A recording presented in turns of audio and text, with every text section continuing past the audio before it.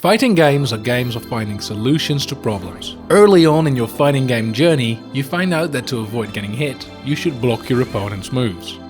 But in fighting games, no solution beats every option, as you will soon discover that if you keep on blocking, your opponent just starts throwing you, doing moves that are plus on block or even unblockable moves.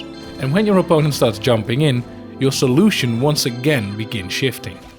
Just blocking a jump in will give your opponent free pressure, so you should try to anti-air. However, just when you get used to doing that, your opponent starts to double jump, or use dive kicks, or other moves that alter their trajectory, ending up making you whiff your DP, and maybe even allowing them to punish you for trying to punish their jump. Once again, fighting games are games of constantly finding solutions to a never-ending supply of problems that your opponents will throw at you.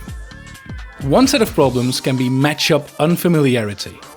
After getting back into the groove with Street Fighter V, playing in the underdog tourney and getting a 5th place, I started asking for more and more longer sets to help myself improve. One of these longer sets I played against Lowland Dalo, a Lucia player who had also been joining those same tournaments. Our first to 5 went very back and forth, 1-0, 1-1, 2-1, 2-2, eventually ending in a 5-3 loss for myself.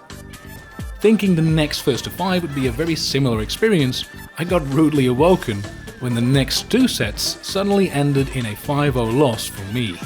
Like always, I was doing a lot of things wrong, but I felt like my own incompetence wasn't the only thing holding me back. So I asked him what I was missing in the Lucia matchup.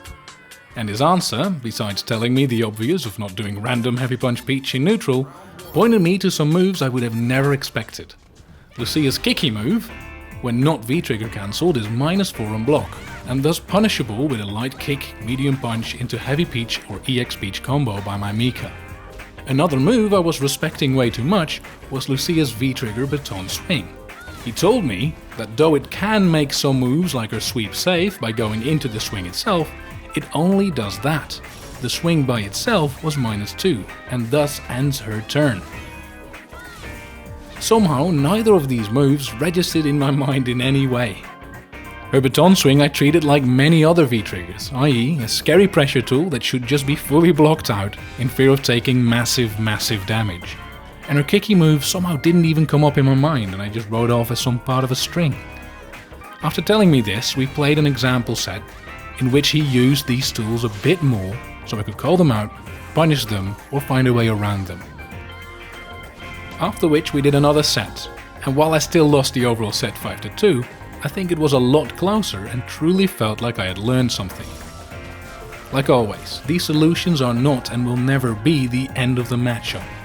Knowing that something is -2 might have me always pressed to take back my turn, which in turn might trigger my opponent to do an EXDP to catch me doing so. No solution is everlasting. But it is this constant back and forth of searching and playing around each other that makes our genre so beautiful. Now I can hear you all screaming at the screen, and rightly so, that these are things you could or certainly should find out yourself. And that is very valid. When you get soundly beat by a character in a ranked set, being able to take that character into training mode and figure stuff out is a skill that you should have. However, in a game with as many characters as Street Fighter V, some of which you might not fight as often or maybe have never fought at all, this might just take a bit too long. And getting a helping hand certainly feels nice. Especially since the moves in question didn't immediately stand out to me at all. If you would like a helping hand yourself, a document titled F Each Character is linked below. This is a Google document shared around the New Challenges Discord, which covers a handful of moves per character, has a short description on how to deal with these moves, and a link to a YouTube video showing examples. If you need more help, want a place to hang out or chill, people to talk to, play and compete with, I have linked both my Discord and the New Challenges Discord in the description below. I hope to see you all there.